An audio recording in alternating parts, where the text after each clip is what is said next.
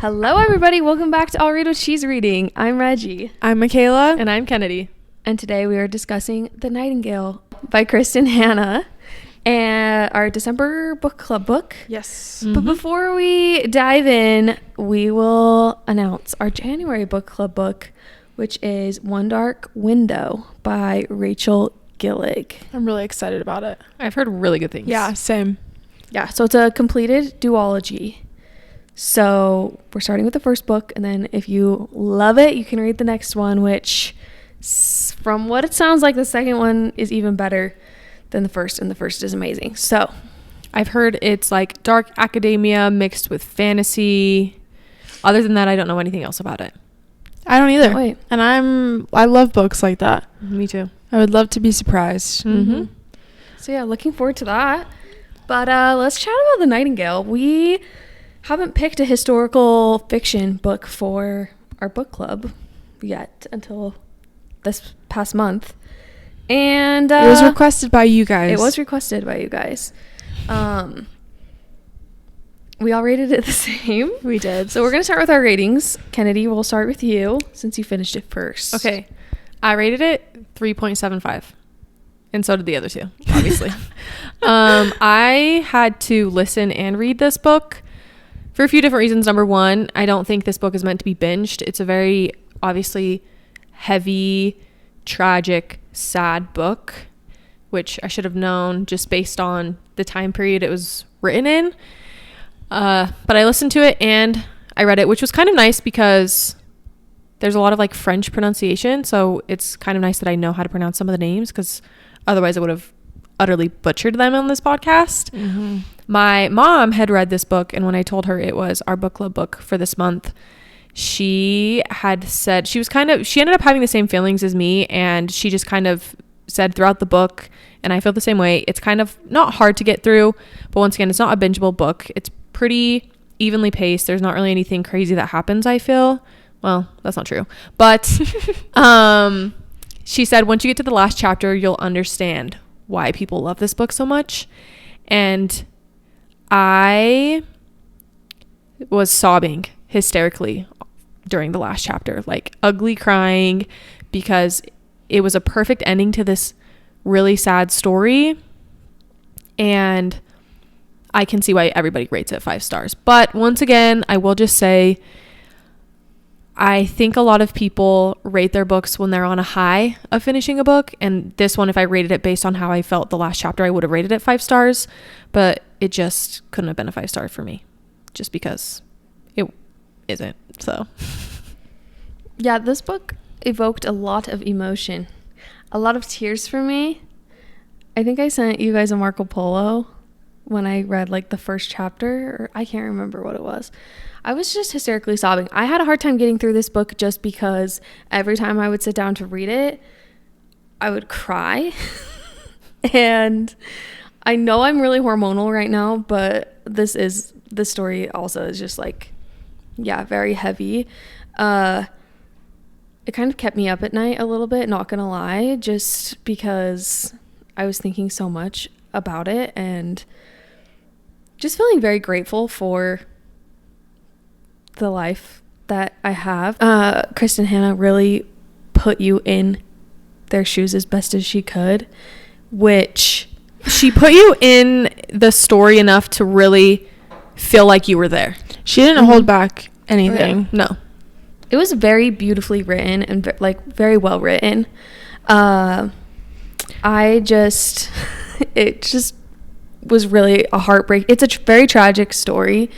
And there were just so many different parts of this book that absolutely wrecked me. And while I really appreciate when books can evoke that much emotion from me, I couldn't give it 5 stars just because it's not my favorite type of book to read. I've always enjoyed historical fiction books that I've read. I've never disliked them, but it's just not my genre. And I can see, yeah, like Kennedy said, why people rate it 5 stars. I think it might even be just because it took me so long to finish it with how heavy it was, that's maybe why it wasn't a 5-star read for me. I don't even know why I didn't rate it 4 stars. 3.75 just felt like the good spot for me.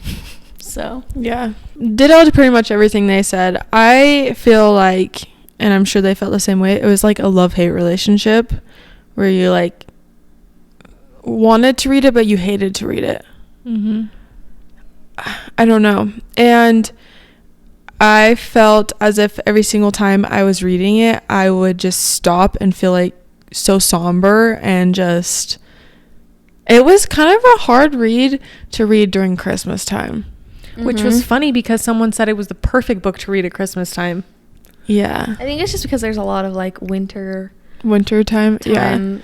And it made me want to just really love and appreciate the people that are around me and just like love them and just hold them really close because, you know, it just makes you appreciate everything that you have. And especially I feel just privileged to have the life that I've had, and I just can't imagine having to go through that. And it just showed that those people who had to go through the Holocaust, they were strong.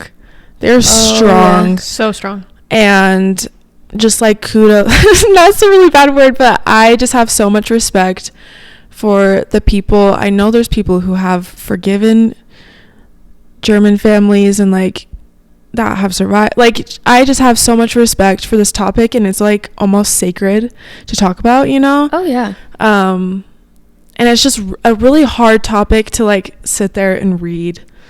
And especially when I'm just sitting on a couch reading this and I'm like, I don't deserve this life. It just makes you feel that way.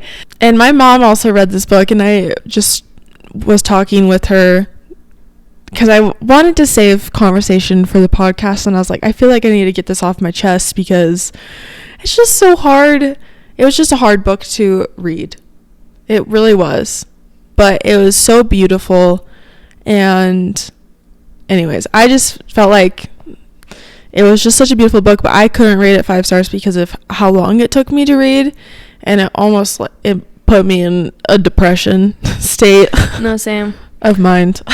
I also feel like, you know, any other genre, maybe not every other genre you read, but like we read a lot of fantasy books, you know, for example. It's very easy to immerse yourself in a world that's not real. And while this book is not a true story, it's based off of true events. Mm-hmm. And that's one thing that made it hard to read, because I knew that things like this have actually happened. Whereas like I can read a tragic story in some sort of fantasy world and that can still like wreck me, but it's almost like this just hits you in a different way. And so yeah, we hope you guys enjoyed. I mean, when we were picking this book, I think all of us were looking through our Goodreads, and everyone that we're friends with on Goodreads had rated it like 5 stars. 5 stars. Yeah. So, and I know a lot of people really like Kristin Hannah's books. I really do think I would give like another one of like The Great Alone. Mm-hmm. Mm-hmm. That's one I know a lot of people like. I just think historical fiction is just not my favorite. Doesn't mean I don't appreciate it. I think what's really cool about this story is that, like Reggie said, while it isn't real, it makes you really thankful, and you feel that much more thankful for people like Isabel during this time period who were doing those things for the people, the less fortunate. The fact that she was helping these airmen. It just makes you want to be a better person. Yeah, it does make you want to be a better person and help those in need and help those. Yeah, that's kind of a little recap on our ratings, but let's get into our favorite moments of the book, because even though it was very heavy, I feel like maybe there were a few things that stood out to each of us that we loved. Do you want me to go first? Yeah, I'm gonna take the easiest one. So I'm sorry. I really loved the ending. The fact that it was a first full circle moment, and she went to almost not pay respects for her sister, but to go to this thing that celebrated her sister in her life, and see all these people that she hadn't seen for such a long time. And then when she was reunited with Daniel, I was just sobbing. And his whole dialogue at the end where he was saying he never forgot them, he never forgot what they did for him, I was sobbing because it was so beautiful. And I mean, obviously there are a lot of books that are tied up perfectly, but like the ending of this book, I felt completely and utterly satisfied. I don't wish for anything else to have changed with the ending. It was perfection. I would say guys, I already want to cry. I really loved seeing the character development of Vianne. Is that how you say her name? Vianne? Mm-hmm. Vianne.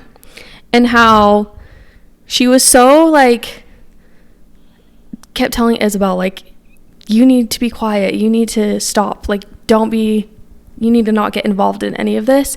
And then by the end of it, she was also just doing so much. Like, her taking in those kids, and, like, after everything that happened with Rachel, she just, without a doubt, it was like, I'm taking these children. I'm going to do everything I can to protect them. I think the mother in me was just like, well, no, duh. Like, she's like, what mother wouldn't do that for another mother and like for their children? And so I just thought that was like very selfless, and I loved seeing her character development throughout this book, because Isabel was very like strong-willed, strong-headed like the entire book, and just never gave up, and was very, I mean, yeah, also like never gave up, but I just thought that her character development was very beautiful to read. And yeah, all of her chapters made me cry. So okay.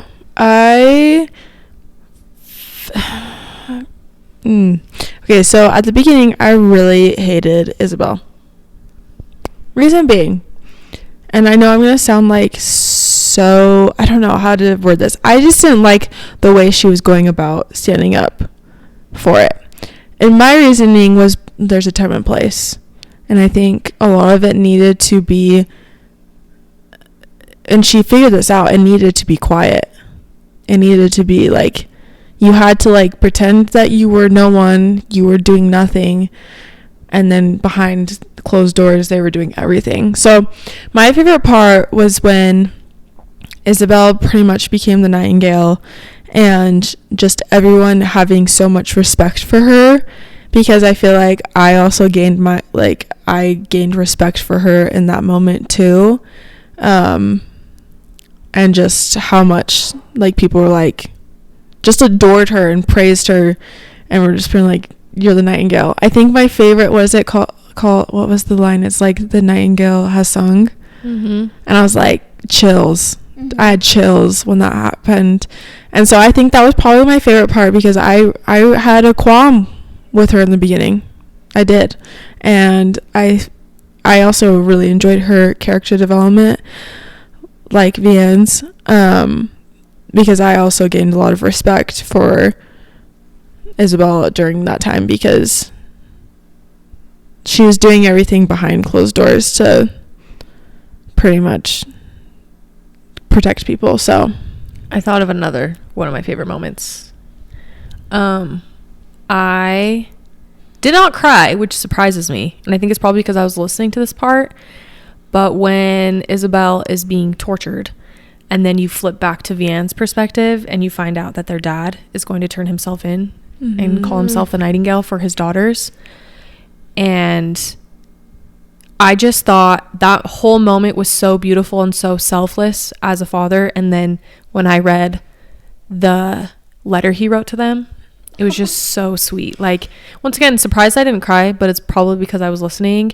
It just was this beautiful moment when he realized like he hadn't shown love for his daughters in the ways that maybe they needed, and his last moments as a dad were just pure selflessness and showing complete and utter love for his daughters. It was so beautiful.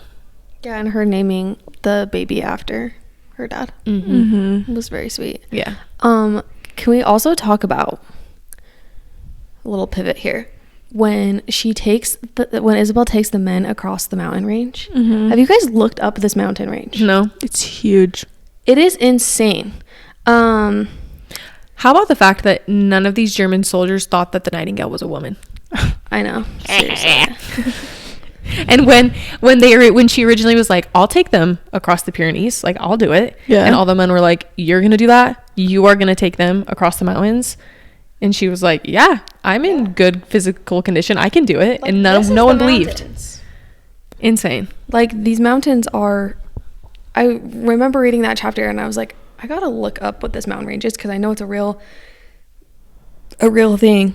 And like it's a steep, yeah. And when they got there and someone says to him, you walked here, like you, and she's like, yeah.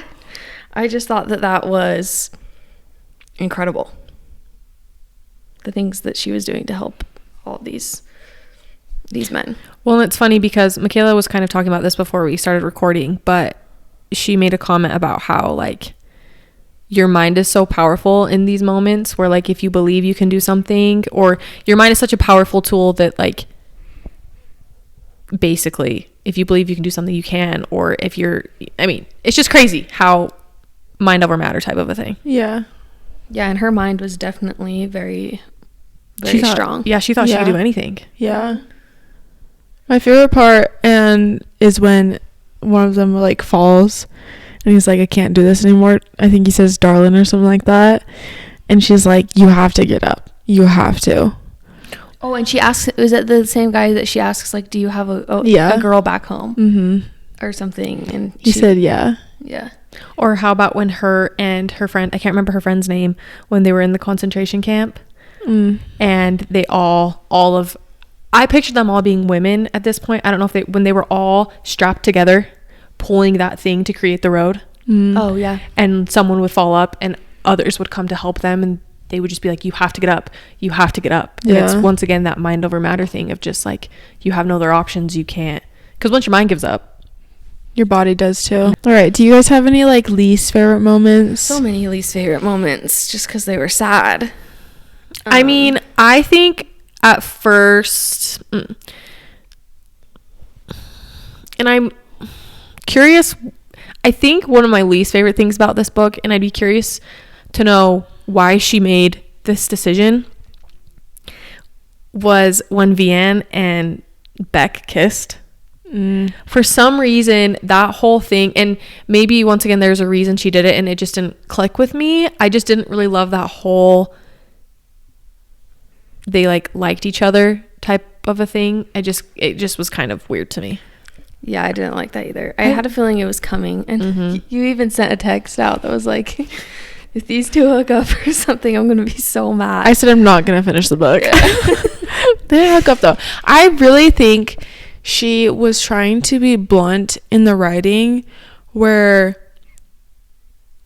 I mean, it's talked about how they're both beautiful, and it was mentioned that Beck was handsome. I think obviously there's attraction, but I think it was really just like, it's hard when you're wanting comfort from someone, and it may not, I think they're like false feelings, if that makes sense, because when you're going through something that hard, I feel like you cling on to literally anything, right? And in that case, it was those two, because I feel like Beck had a personal struggle with everything he was doing, and then she was also struggling, but because he was being nice, he was being kind to her, and so I feel like she was almost clinging on to that. And so I feel like none of their emotions were actually true, if that makes any sense, towards each other. Because if the wife was present with Beck and the husband was present, they would never have those feelings. They were also both probably just so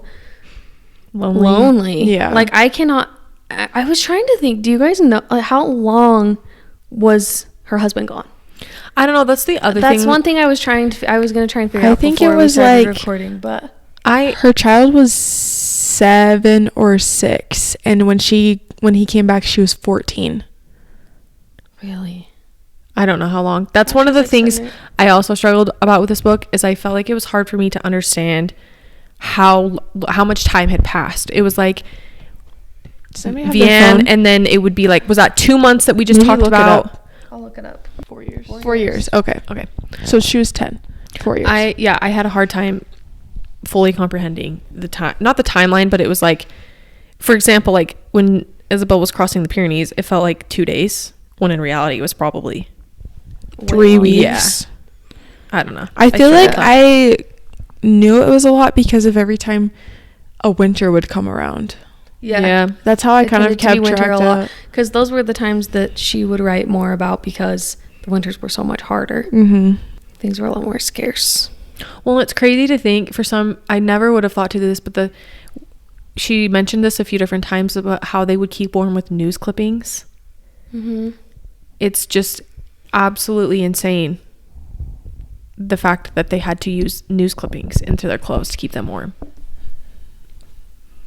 Mind-boggling.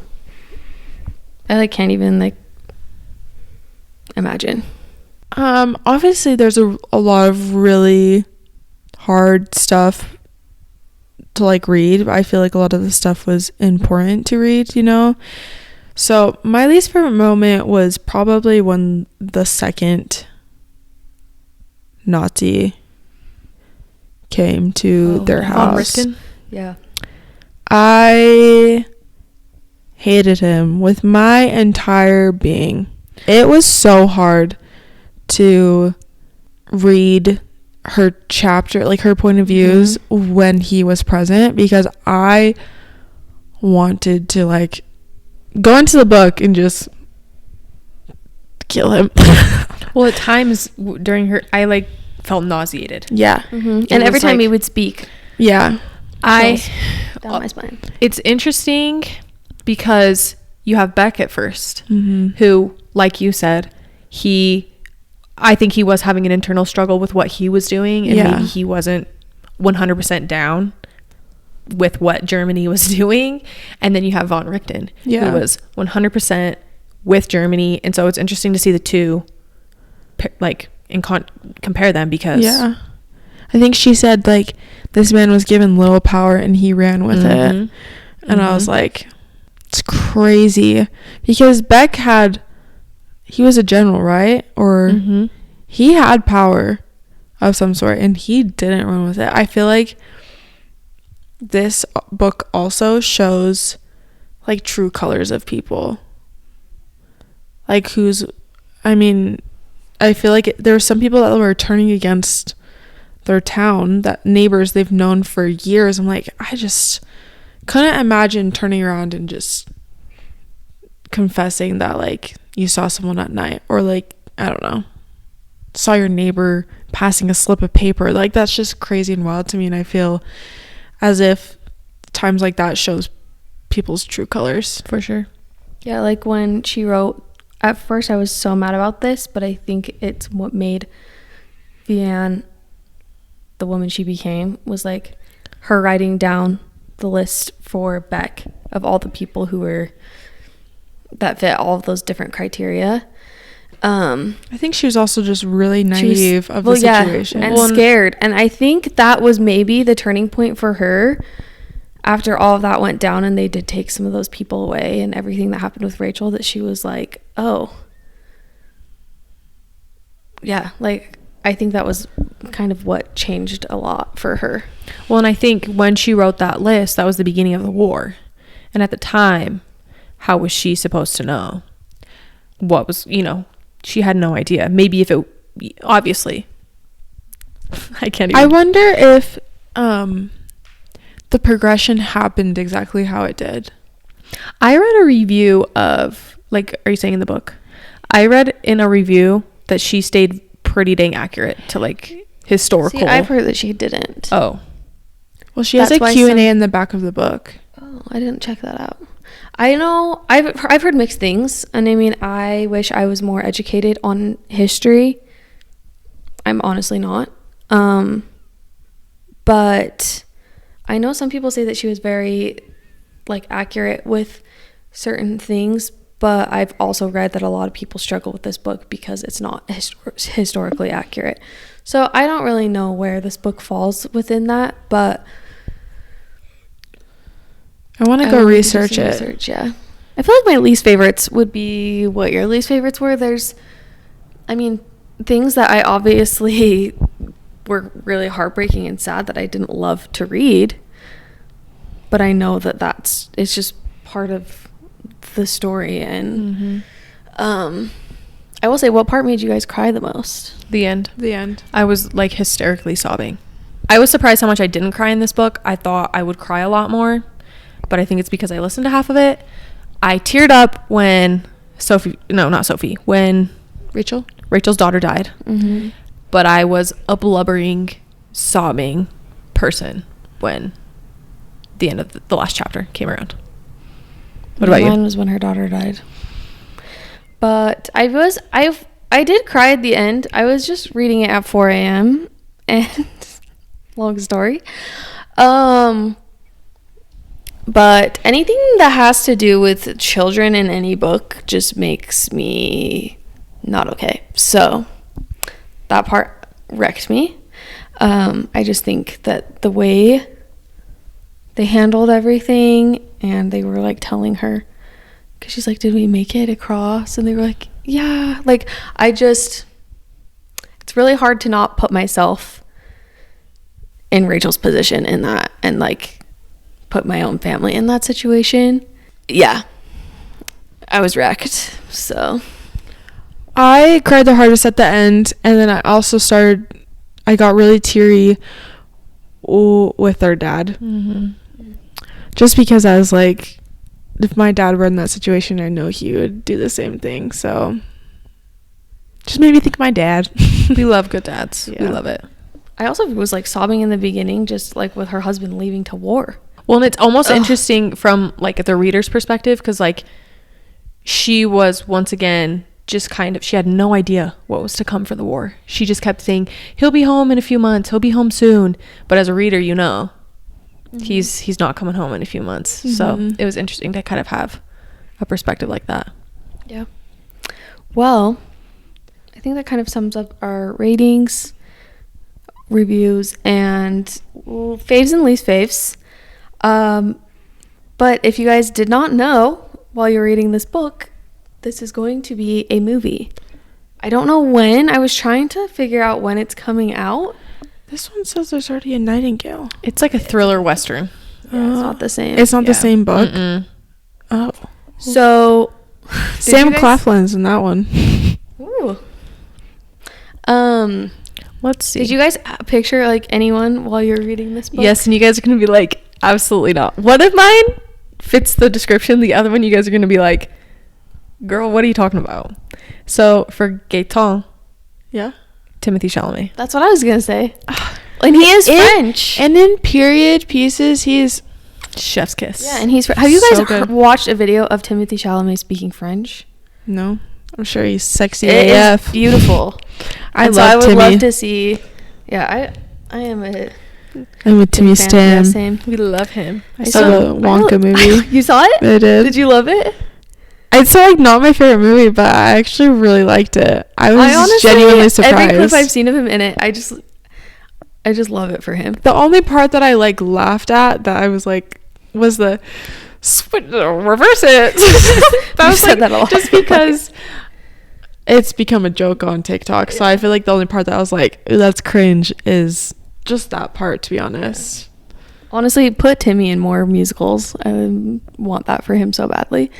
But yeah, period pieces, any historical movies, Timmy is, yeah.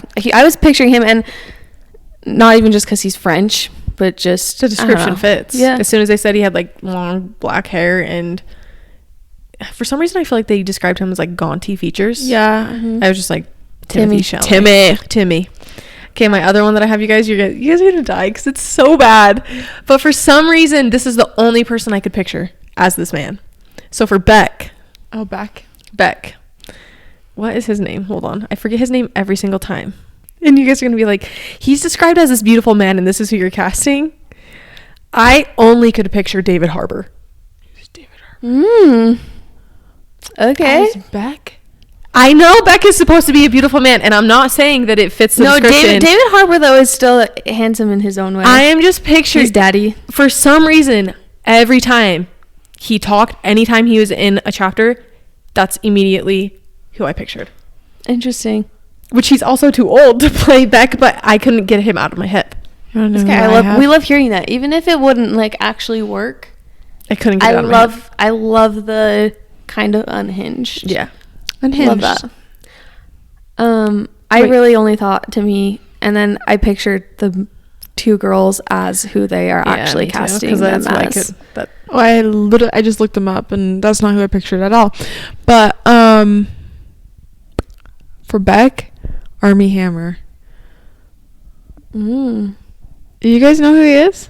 Yes. I love that man. I know he has done questionable things, but in The Man from U.N.C.L.E., I love that movie so much, and he plays a German, actually, and I think he nails it right in the head. As an actor, that's who I'd pick. I don't care for him personally, Okay. but like as an actor, I really like him. I've never seen him in anything. The Man from U.N.C.L.E. is freaking good. So good.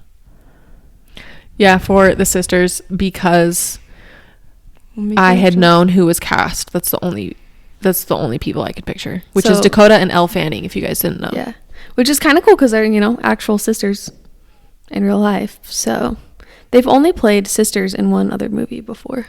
I think they'll do a great job. So there's like no information at all whatsoever on production or anything. I love that my book though says soon to be a major motion picture. I'm like, this book's been out a while. I'm sure this book's been printed with this soon to be a major motion picture. They must be badge having some type of issues, or obviously there was that strike for so long that also probably hindered production. But it's just interesting that they don't even have a full cast yet. Well, I will see this movie when it comes out Me first too. thing, and I will have my 4 boxes of tissues ready and my waterproof mascara on. I'm not gonna be wearing any makeup. Okay, question. I thought one of the sisters was described as having red hair. Oh, I don't know. There was somebody they kept describing as having red hair. Was it Rachel? I think it's like strawberry blonde. I think Vianne is described as having like strawberry blonde hair. Okay. I think. I swear one of the sisters I think it's Vianne. had like reddish hair because she, when they like reunited, she was like, her red hair is so dull, or maybe she used better other. I think it was both of them because Isabel had no hair. When I think about Elle and Dakota Fanning, I feel like just who they've played in other movies, I can really see them playing. Like, I can really see both of them playing each of those roles. What is her name? She's in Little Women. I'm gonna butcher her name. It's, oh my gosh, what is her name? Starts with an S. She also was in Lovely Bones. Oh, yeah, I know who you're talking about. What is her name?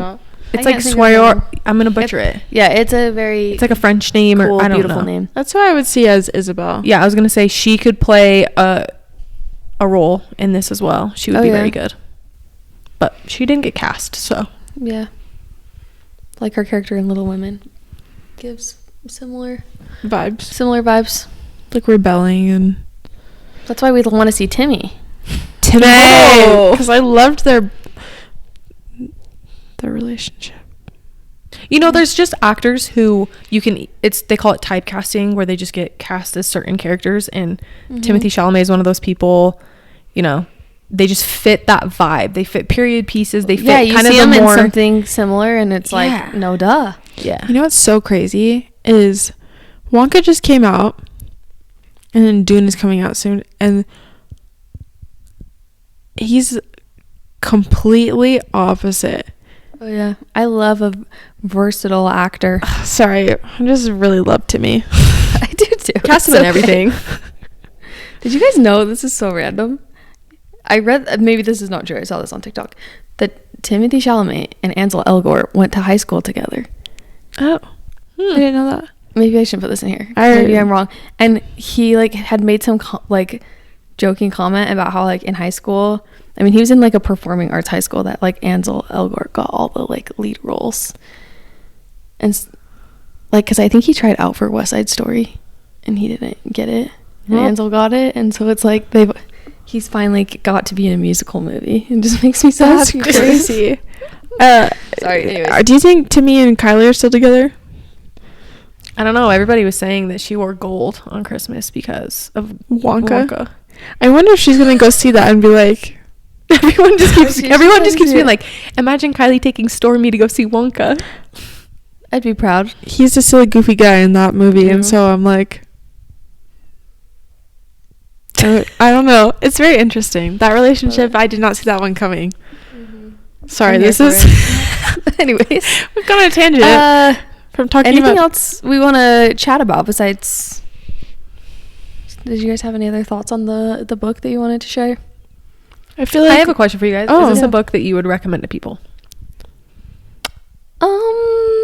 unless you want If they like this genre and they haven't read this book yet, then I would say yes.